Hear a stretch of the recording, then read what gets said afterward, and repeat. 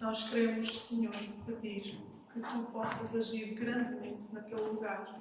E que, Senhor, nos faças lembrar, Senhor, do nosso papel de orar por todos aqueles que estão nestes países, nos Camarões, no Catar, no México, Senhor, em Marrocos, na Tunísia, Senhor, em todos estes lugares, Senhor, que tu nos possas dar, Senhor, essa visão de podermos orar por eles, podermos sustentar estes irmãos que estão a viver tempos difíceis, onde não podem demonstrar a sua fé, nem podem, junto dos seus familiares, proclamar em Cristo.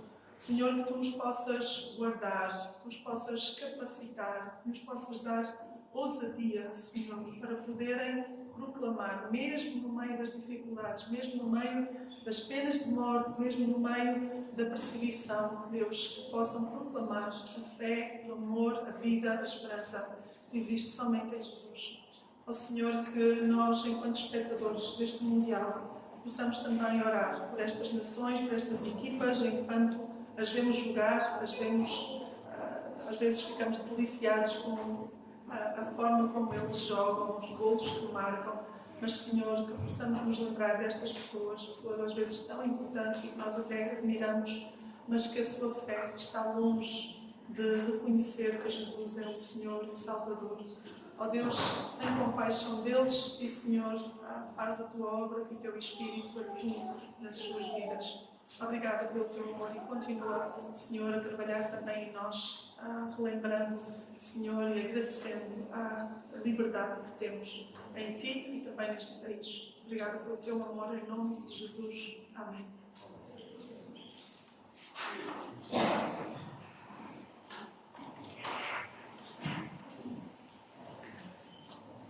Vamos ao bem Zé, conseguir. E vamos ter agora a oportunidade de entregar os nossos pedidos e ofertas em cima da senhora, enquanto cantamos o hino 410 do cantor cristão.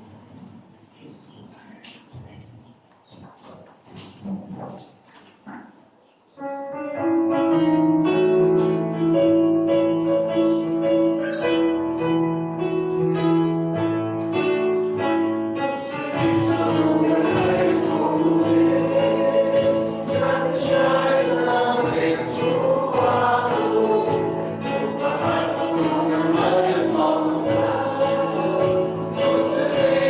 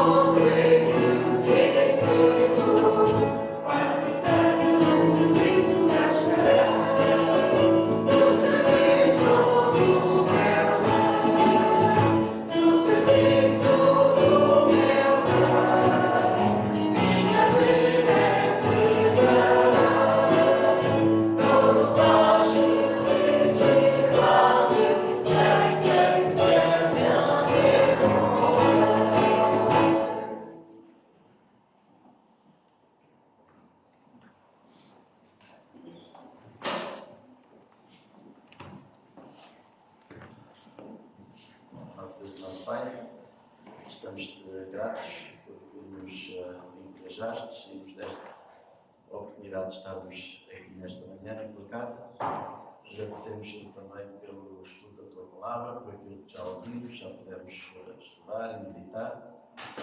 Ajuda-nos para que possamos colocar em prática tudo aquilo que aprendemos, tudo aquilo que estudamos.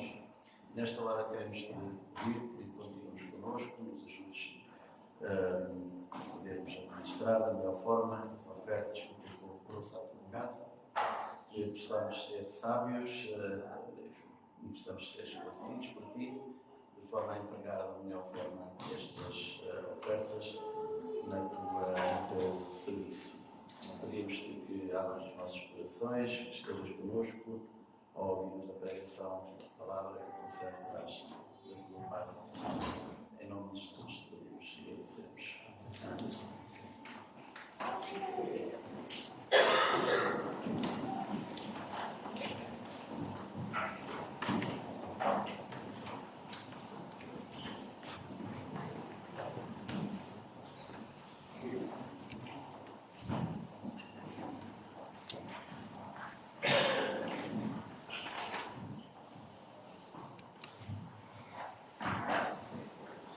Deus é bom. Amém?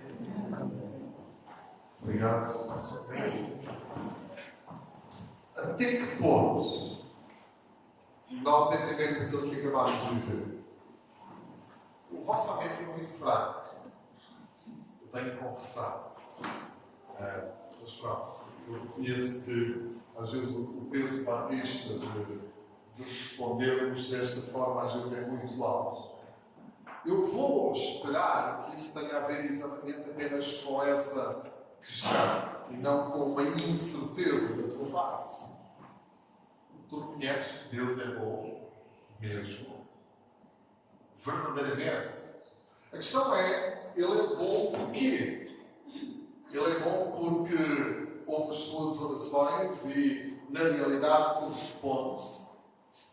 Sabes, esta manhã, e estando nós ao longo deste mês lembrando a vida do apóstolo Paulo e a forma como Deus o usou, e nós acabámos de cantar a forma como realmente o Senhor usa e nos chama para fazermos a sua vontade, acabámos de estar a orar por aquelas nações que obviamente muitas vezes cristãos e aqueles que estão ao serviço do rei sofrem perseguição. E do rei não estou a falar do Qatar. No caso, não estou a falar da monarquia árabe dessas nações, estou a falar do Rei dos Reis, do Senhor dos Senhores.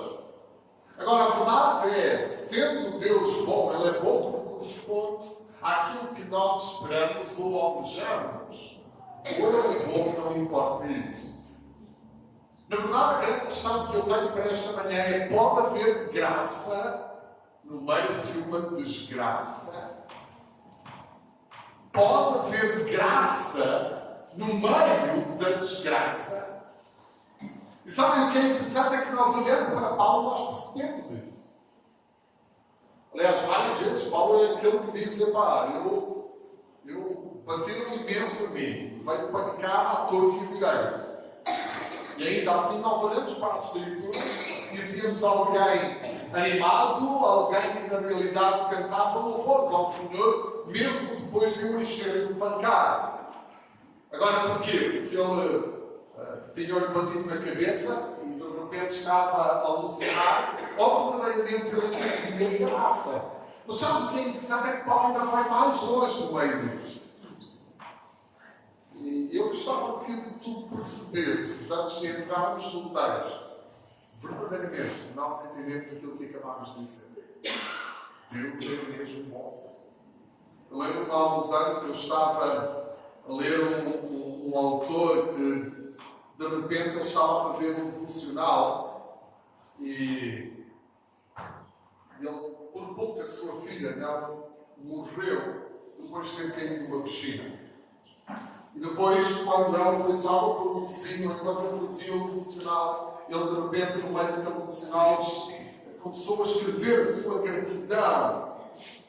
E ele disse, eu vou dizer o que ele disse que para Deus o quão maravilhoso foi ele, salvando. Mas tão claro como se o próprio Deus estivesse falando veio à minha mente a seguinte indagação: teria Deus sido menos maravilhoso se ela se tivesse afogado? Teria eu chamado a Deus de alguém menos bondoso se Deus naquele momento a tivesse chamado para o lado, para o seu lado? Estaria Deus recebendo o meu louvor esta manhã se ela não tivesse sido salva? Porque é que Deus é bom quando tu dizes que Deus é bom? Então eu gostava que tu viajasses comigo. Eu gostava que tu levantasses voo comigo no C-130 da Força Aérea Portuguesa, que eles são bem conhecidos. Eu gostava que tu viajasses comigo e entendesses que de repente estávamos, eu não sei quantos de vocês já fizeram batismo de voo, ok? Isto antes do Senhor vos chamar até à sua presença. Bem, então, alguns já tiveram, eu sei que, por exemplo, a Célia chegou a fazer batismo de voo no C-130 com miúdos do infantário, e eu tive a oportunidade de voar, mas imagina tu que de repente nós levantávamos todos voo no C-130, normalmente eles ainda levantam ali da base do Montijo. Montreal não tem aqui ainda muitos C-130, então nós levantaríamos e, obviamente, de repente, nós estávamos a sobrevoar, como era muito normal, nós estávamos a sobrevoar o Rio Tejo. Imagina tu que os dois motores explodem. E de repente o piloto ele sai a correr e chama a tua atenção que debaixo dos teus rudes bancos, onde estás aqui no avião da Força Aérea, não é um Bentley, não é um carro todo confortável, não é um avião prático da Força Aérea, mas debaixo dos teus bancos tu tens então um elemento importante na segurança. Tens então um paraquedas. E ele de repente diz: olha, tirem o paraquedas, coloquem, amarrem-no à vossa cintura e saltem do avião, porque o avião vai cair. Agora imagina tu que de repente no meio desta azáfama há alguém que de repente diz assim: desculpa lá, não tem antes outro paraquedas amarelo, eu preferia amarelo. Vocês imaginaram o ridículo? Ou de repente, no meio desse pedido, quando o piloto incrédulo diz: não, o que importa é teres um paraquedas. Mas de repente alguém ainda chega diante dele e diz assim: olha, pode-me assegurar que eu não vou enjoar durante a queda? E de repente o piloto diz: não, mas o que tu tens é que saltar por causa da tua segurança. Mas surgem mais pedidos: mas eu tenho medo de alturas. Eu tenho pavor de alturas, Senhor Comandante. E ele responde: mas tens um paraquedas para a tua sobrevivência. De repente outro pergunta: mas não tem óculos de proteção? Não tem forma de eu me proteger? Outros querem umas botas diferentes. Outro quer algo diferente. Algum ainda vai dizer: eu prefiro esperar que o avião esteja mais perto do solo para eu poder saltar. E de repente quase que o piloto arranca os cabelos da cabeça, porque ele está ali a ensiná-los: peguem o paraquedas, saltem com uma vontade enorme de empurrar. Sabem, não é verdade isto que tantas vezes acontece na nossa vida. Deus deu-nos a maior ferramenta estratégica para a nossa vida, chama-se graça. Mas nós continuamos a querer olhar à nossa volta, não nos contentando com a graça. Deus garantiu-nos: nós teremos vida eterna, crendo nele. Mas nós continuamos a olhar à nossa volta e vamos nos preocupando com pormenores. Mas isto não está a funcionar bem, Senhor. Não estava a funcionar bem, não é? Agora ali o computador resolveu estar mais lento do que é habitual. Computadores alentejanos, não. Às vezes que isto não vai bem. E já viram que muitas vezes alguma coisa como esta não vai bem e parece que o mundo à nossa volta caiu. Parece que deixa de haver esperança. Deixa de haver solução. De repente parece que nós nos esquecemos que Deus disse o seguinte: no meio da falta de esperança eu estarei contigo. Porque a grande garantia é a certeza da eternidade, a certeza da salvação. Não parecemos nós como os discípulos lá, Jesus está no barco, dormindo no barco. E chegamos nós lá e de repente, porque aquele mar está terrível, e de repente acordamos Jesus. Mas parece que na nossa vida não chega sabermos que o Senhor está connosco. Não chega saber, que Deus é connosco.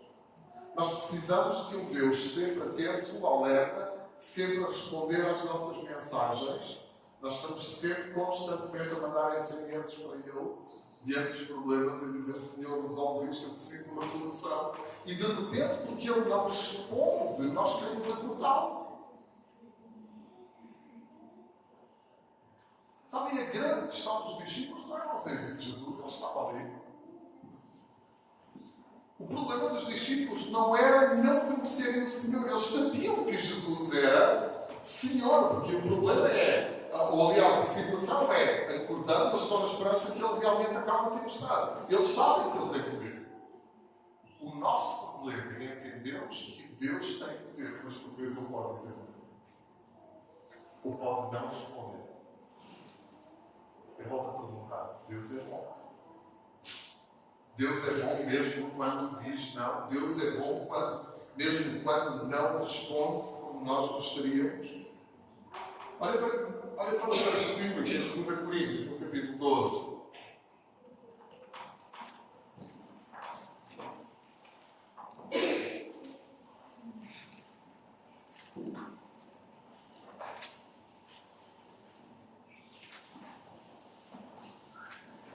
Estes são os 6 comprovativos de que Paulo havia sido casado. Todos a olhar para mim. O Senhor deu um espinho na cara, dá sorte.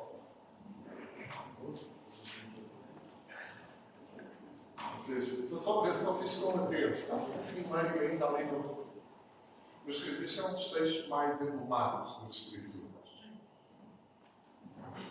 Eu quero que tu olhes para ele. 2 Coríntios 12, e vamos ler os versículos 7 a 10. Eu não sei quantas vezes tu leste este texto, mas eu diria que leste menos vezes do que aquilo que deverias. Eu falo para mim, eu li menos do que aquilo que deveria. O apóstolo Paulo diz assim: para impedir que eu me exaltasse, por causa da grandeza das revelações que havia tido, foi-me dado um espinho na carne. Um mensageiro de Satanás para me atormentar. 3 vezes eu roguei ao Senhor que o tirasse de mim. Mas Ele me disse: a minha graça é suficiente a ti, pois o meu poder se aperfeiçoa na fraqueza. Portanto, eu me gloriarei ainda mais alegremente nas minhas fraquezas, para que o poder de Cristo Ele esteja, repousa em mim. Por isso, por amor de Cristo, eu regozijo nas fraquezas, nos insultos, nas necessidades, nas perseguições, nas angústias. Pois quando eu sou fraco, é que eu sou forte. Vamos orar. Pai, muito obrigado pela tua palavra. Eu te peço que esta manhã fales aos nossos corações.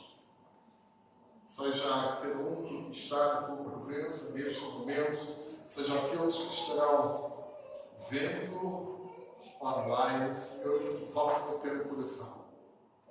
Tu sabes, ó Deus, as dificuldades e as lutas de cada um. Mas, Senhor, eu não te peço que tires essas dificuldades, mas que nos lembres de quem tu és e que estás presente. Senhor, que a tua graça venha sobre nós, que ela seja lembrada constantemente. É no nome de Jesus Cristo, pelo amor. Amém. Será que a minha graça, pergunta ao Senhor, ela te é suficiente? Sabes, é interessante, Paulo, se nós lêssemos os versículos anteriores, ele iria contar que 14 anos antes. Nós não sabemos ao certo em que momento terá acontecido isto. Paulo terá tido uma visão que marcou a sua vida. Nós não sabemos ao certo qual terá sido o momento.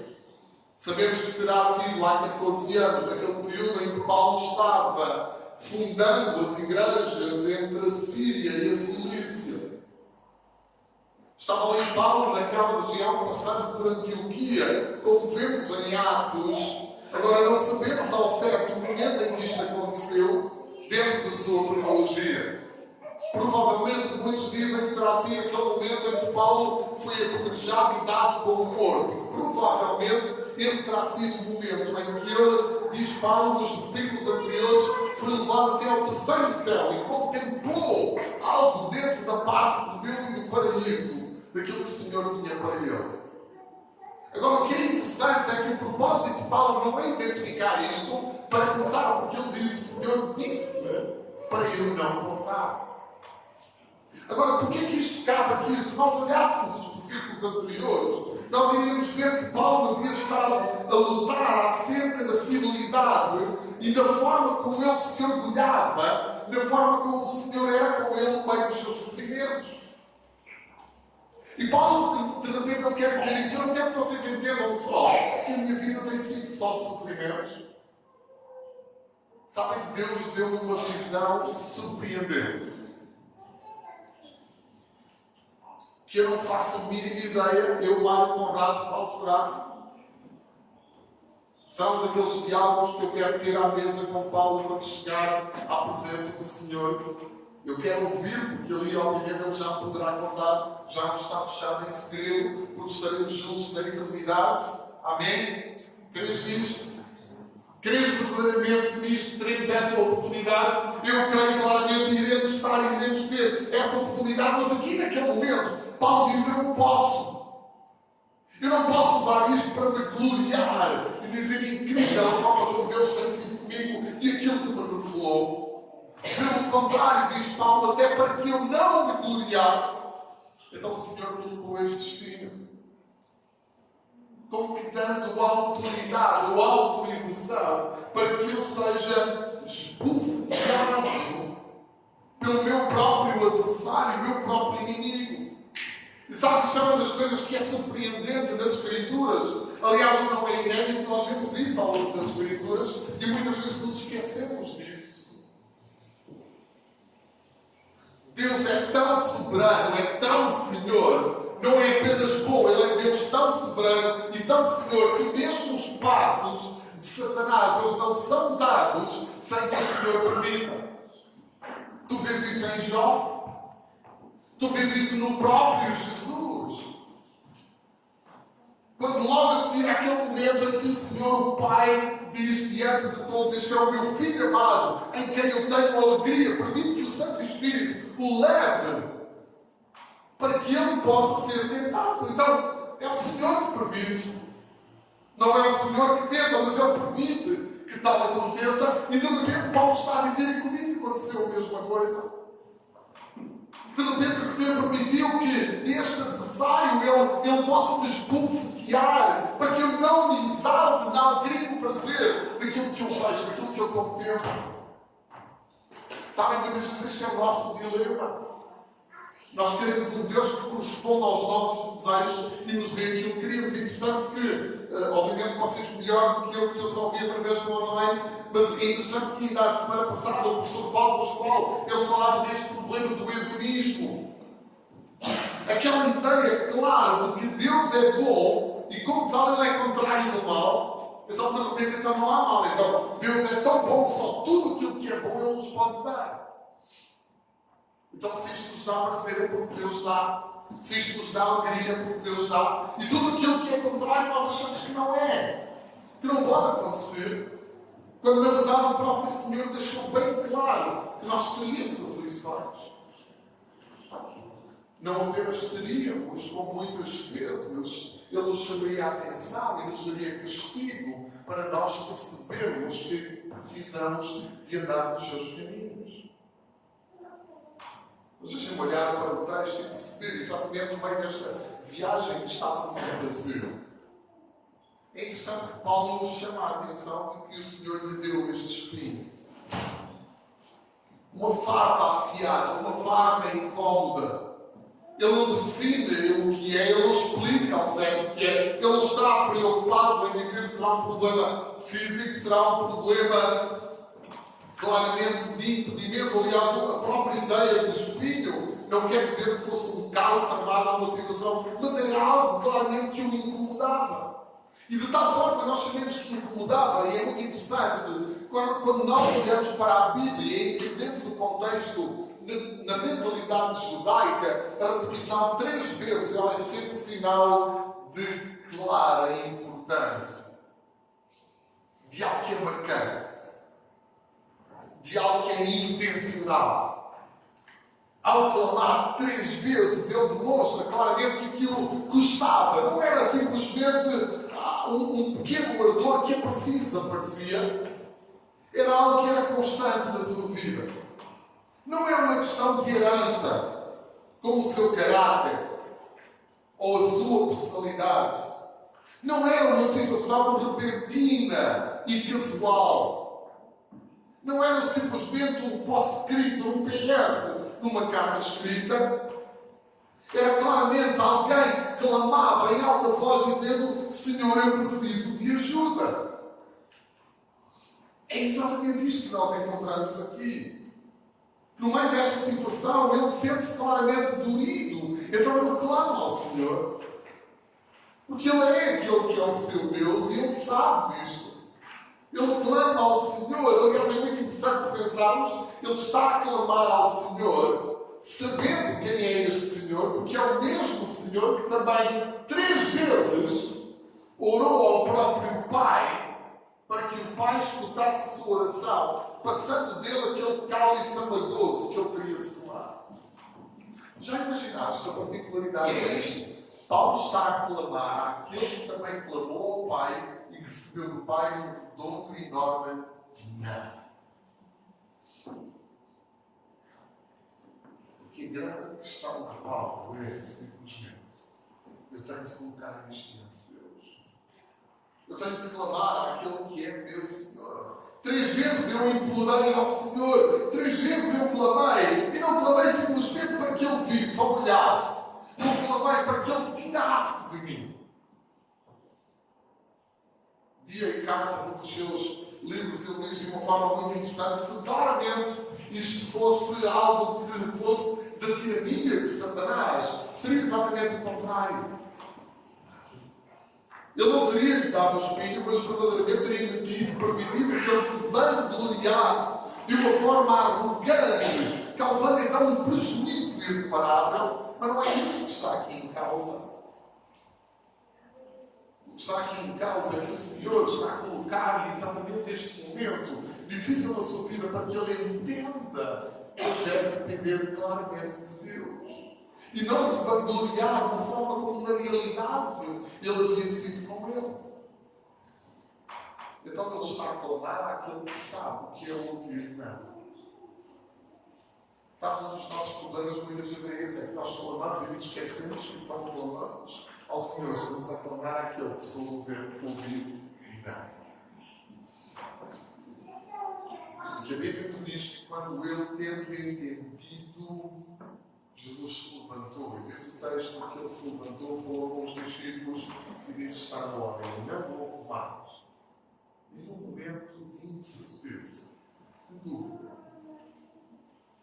ele conseguiu até o fim. Aliás, Paulo é tão interessante, ele diz lá em Filipenses que ele foi obediente até o fim, até à morte e morte de cruz.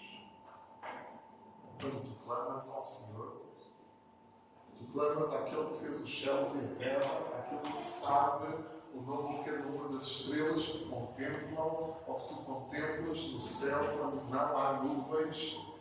Mas será que quando clamas a esse Criador de tudo, tu estás a clamar àquele que sabes que também ouviu o não? Sabem, um dos personagens que recebeu um grande não da parte de Deus, e eu gosto tanto desse texto, foi um personagem que no meio desse não ouviu o maior exemplo de gratidão na aliança que fez com ele ao longo de toda a história. Chamava-se Davi. Davi tinha um sonho, um desejo que até o profeta disse: oh, há espetáculos. Deixa-me ver o desenho, coisa mais linda. Claro que sim, Deus vai amar. Olha, eu assim por baixo, Deus vai amar isto. Vai e avança.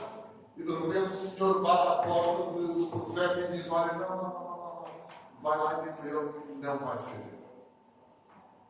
E no meio daquela oração, em 2 Samuel capítulo 7, Davi ele ora ao Senhor. E em vez de ele começar a oração dizendo: Senhor, porquê é que não? Ele começa a oração dizendo o seguinte: Senhor, quem sou eu? O mais pequenino da minha casa, numa das menores tribos, menos influentes da minha família, tu me chamaste e me escolheste. Quem sou eu? Para de repente olhares para mim e dizeres não, mas dizeres o seguinte: que dentro da minha geração contínua não faltará quem sente o trono. E é interessante, porque esta é uma ideia interna. Ou seja, quem sou eu para tu me garantires que haverá continuidade à frente? E sabes quantas vezes a nossa vida é vivida apenas no momento, nesta situação?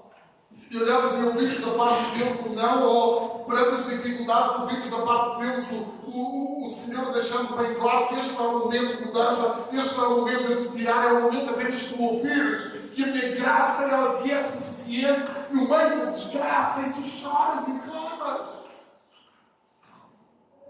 Tens perguntado: quem sou eu? Quando foi a última vez que tu caíste joelhos e disseste ao Senhor: quem sou eu para tu me teres amado desta forma?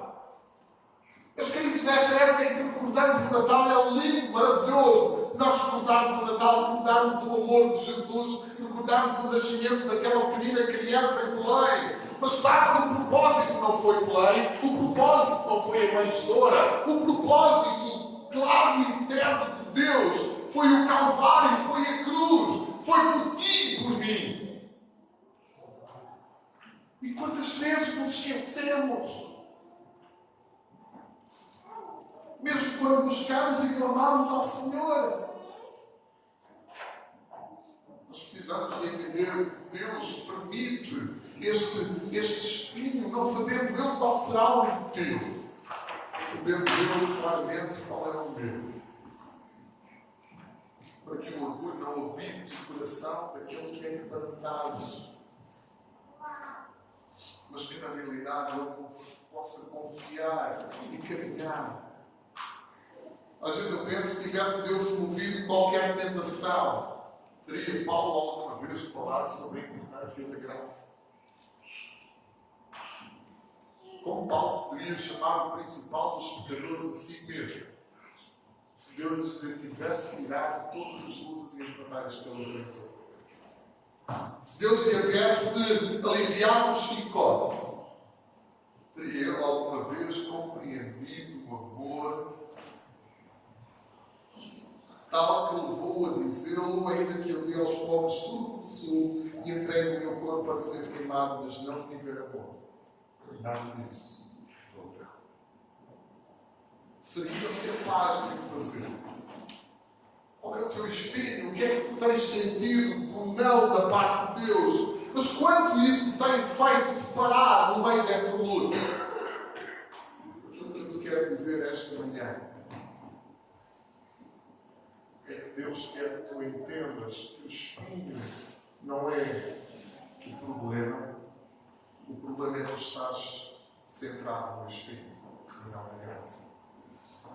Olha para Deus. Olha para Ele. Consegue contemplar a graça no meio da desgraça. Contempla tal como Moisés, aquela sarça que ardia, mas não se consumia e que o levou a parar e a perceber que Deus ali estava.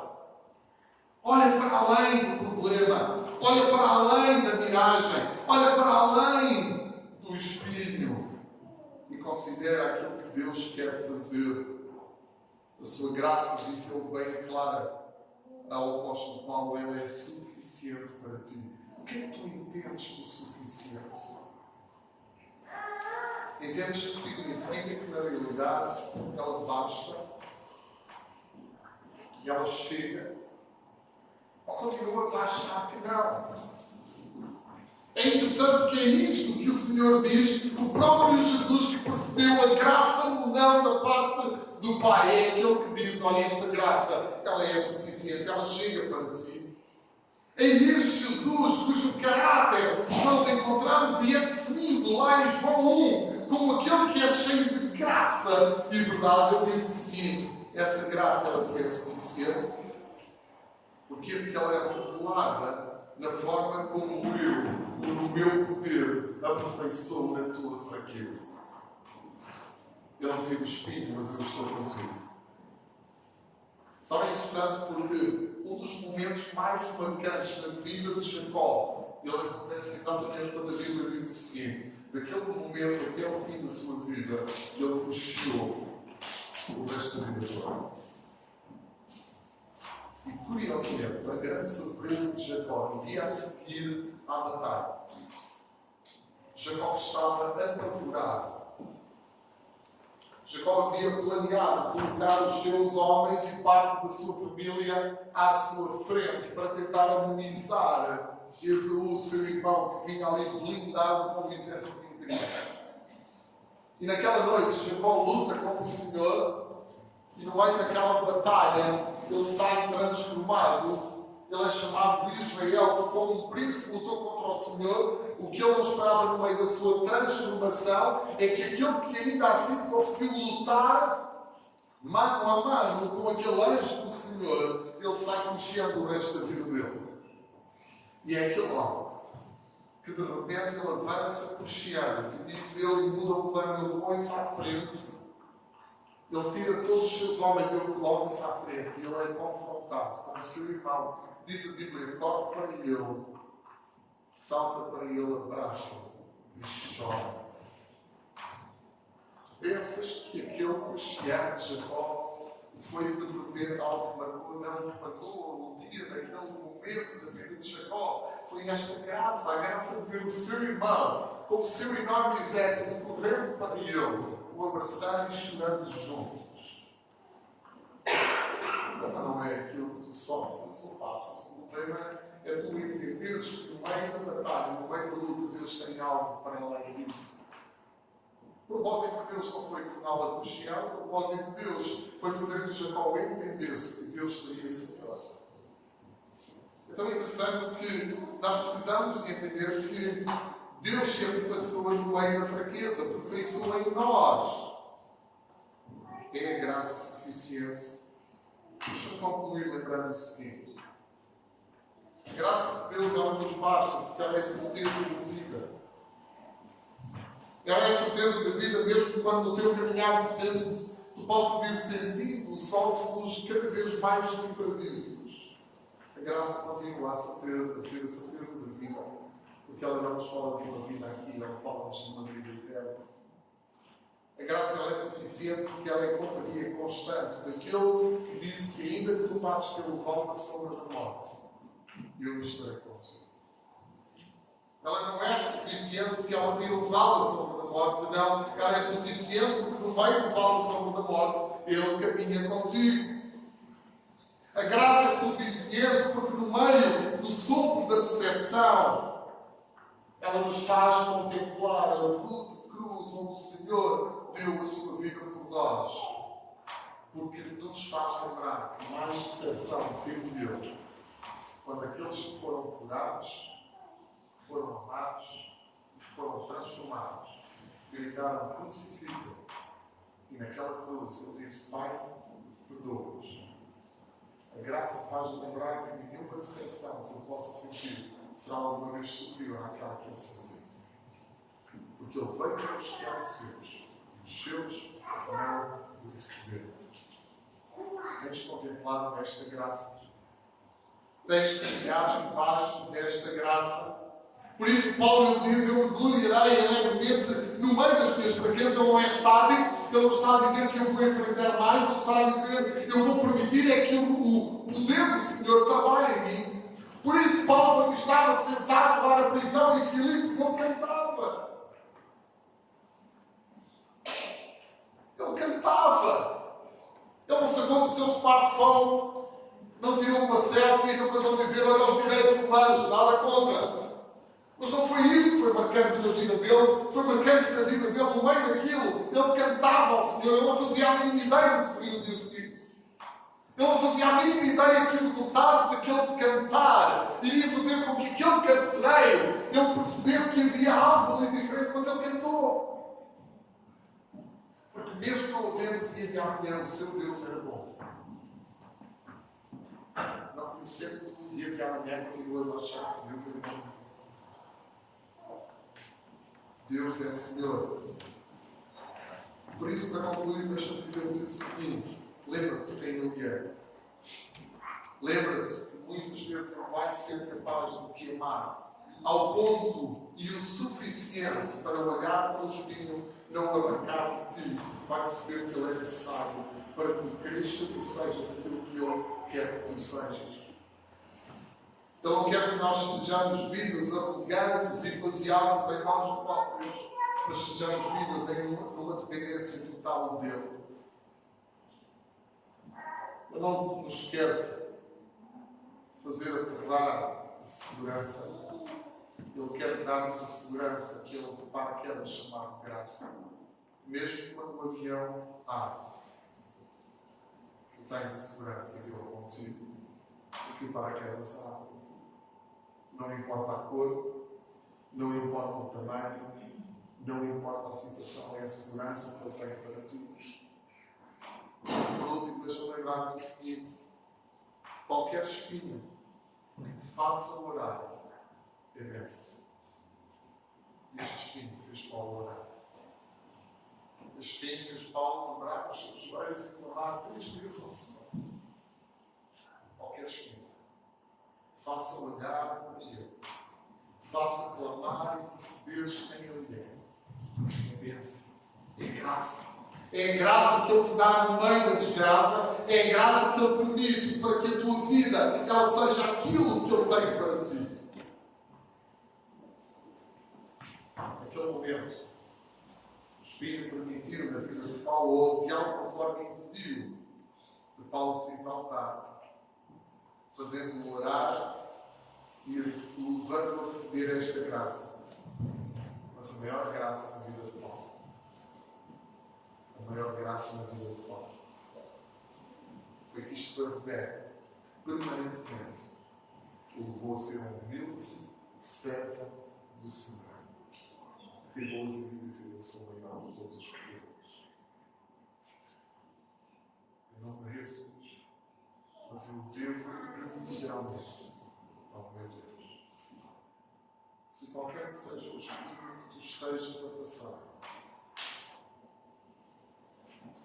Ele te leva a reconhecer que tu deves dar graças a Deus, porque Ele é Senhor. Então a razão pela qual Ele existe está certificada.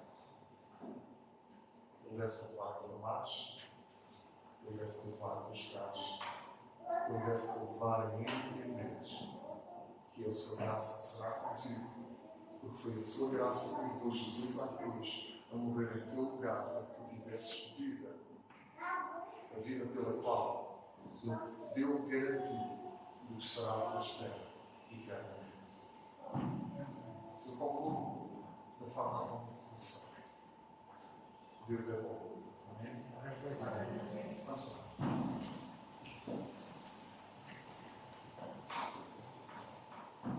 Eu quero te agradecer pela vida. Eu quero te agradecer pela forma como tu falas. Eu quero te agradecer pela forma como tu ouves. Ainda que tantas vezes, Senhor, não. Parece que aquele paraquedas não tem sido suficiente. Parece que nos temos esquecido no meio da não resposta que queremos. A mais impactante resposta que nos deste naquela cruz do Calvário, ela permanece eternamente.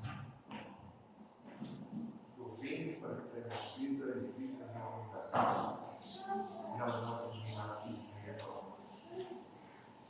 Senhor, fica com cada um de nós, são os nossos corações. Senhor, que a tua graça possa vir superabundar no meio de qualquer desgraça ou momento difícil que possa cada um que está a passar ou em frente. Senhor, escuta o nosso clamor não para tirares o que queremos que tu tires, mas por o nosso clamor, para que a tua força se aperfeiçoe nas nossas vidas. Quem sou eu, Senhor? Para te teres lembrado de mim. Quem sou eu para teres, Senhor, escolhido e chamado para sermos teus filhos? Sou-te tão grato. No meio das lutas, das batalhas, tantas vezes parecem não terminar, mas dos quais elas nos levam a dobrar os nossos joelhos e clamar aquilo que é Senhor. Por isso, Deus abençoe e assim com cada dia aqui presente. Realmente, só ao terminarmos este momento, seja nas tuas mãos, como vamos clamar assim, nós possamos viver, possamos caminhar, possamos estar. Que a tua graça, Senhor, ela enche a nossa vida e ela enche o nosso ser. Em nome maravilhoso de Jesus Cristo.